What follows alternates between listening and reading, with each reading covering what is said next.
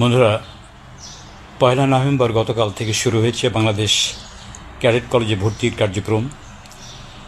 বাংলাদেশের মোট 12টি ক্যাডেট কলেজের মধ্যে 9টি ছেলেদের জন্যে, 3টি মেয়েদের জন্যে এই কার্যক্রম অংশগ্রহণ করবে যারা ক্লাস 6 পাস করেছে এই বছরে।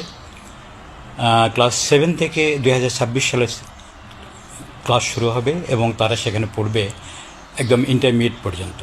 বাংলাদেশ সেনাবাহিনীর তত্ত্বাবধানে সম্পূর্ণভাবে একটা সুনির্দিষ্ট সুশৃঙ্খল নিয়মকানুনের মধ্যে তাদের শারীরিক, মানসতাত্ত্বিক, তাত্ত্বিক যে কোনো এই শিক্ষা কার্যক্রমে তারা এমনভাবে চৌকস নাগরিক হিসেবে গড়ে ওঠে যে তাদের জীবনের যে কোনো পর্যায়ে, যে কোনো ক্যারিয়ারে তারা খুব ভালোভাবে প্রতিষ্ঠা লাভ করে।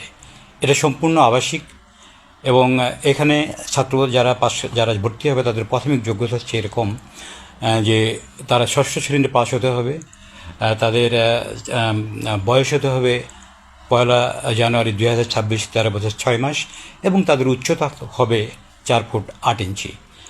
তো এখানে এই যে ভর্তি কার্যক্রম, এই ভর্তি কার্যক্রমে কী কী লাগবে তার মধ্যে এমন আছে যে ছাত্র যারা পাশ করলো তাদের ক্লাস 6 থেকে তাদের প্রত্যয়নপত্র, তাদের বার্থ সার্টিফিকেট।